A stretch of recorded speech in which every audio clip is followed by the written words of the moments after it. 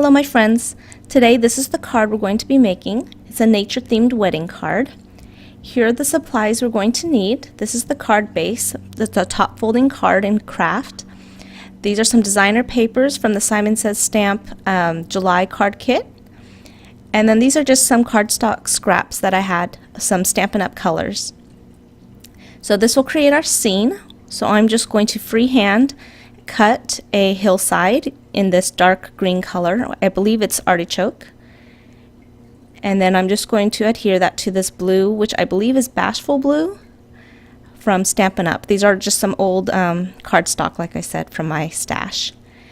And then I'm taking this Midnight Muse, I believe that was, ink pad and a sponge to create the starry sky or the night sky.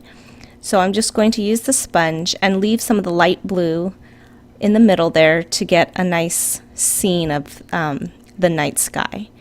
And this is my old but good stamp set called Camp.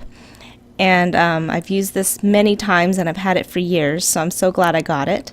And I'm just going to do some paper piecing, so I'm stamping it on multiple designer papers. I just wasn't sure which designer paper I wanted, so I did it on all three. And then I just freehand cut it out. Thankfully it's an easy shape to cut. And then I cut the inside of the tent on one of the other designer papers. And so I'm just seeing how it looks and seeing if I like it. So I'm just going to use my two-way glue pen to adhere the lighter designer paper on top of the darker one to create the inside of the tent.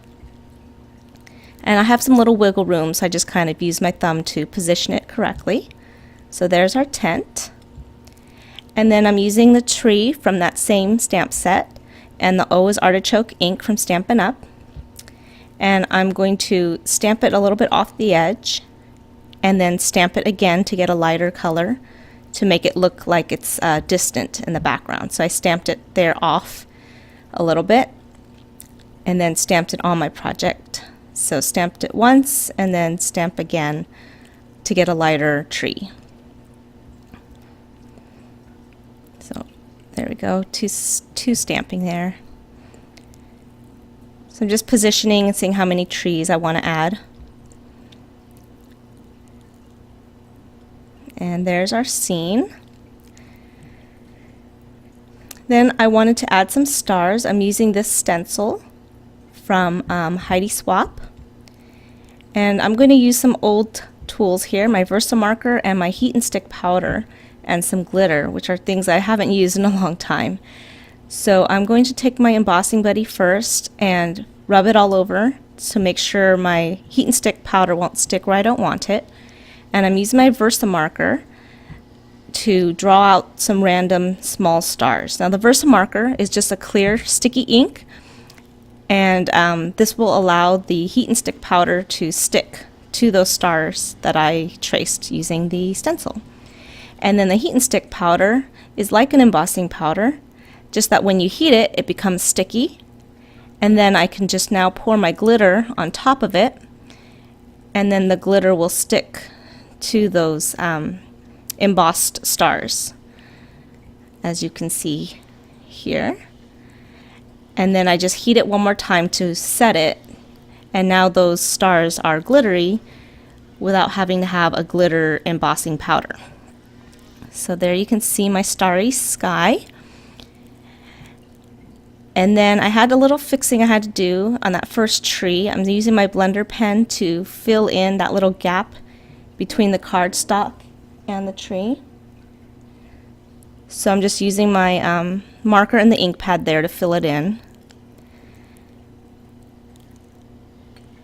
And then I'm going to take this little heart stamp and I'm going to, believe it or not, fussy cut that little thing out. And I'm just, again, using scraps, so I'm using the top portion to mat our scene, and I'll trim it off there. And I fussy cut that little heart. I just edited that out. It took me a little while. And now we just can assemble the card on the card base. So this is my favorite Hero Arts stamp. Congratulations, I've had for years as well. and Claire's ABCs from Lawn Fawn to make my custom card here. And I used the Midnight Muse, which is a dark blue ink from Stampin' Up.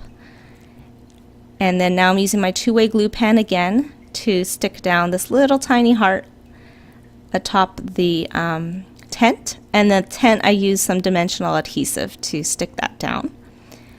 And then for a final little touch of, I guess, a natural look, I added this twine and simply tied it in a bow and just kind of positioned it to the left side here and trimmed off the excess. And then I wanted to make that heart glossy, so this is Crystal Effects, and mine has been plugged up for a long time, so I just used the tip of a push pin and just used that as a paintbrush since the heart was so tiny, and I just dabbed it on top so that it will get a glossy finish similar to glossy accents.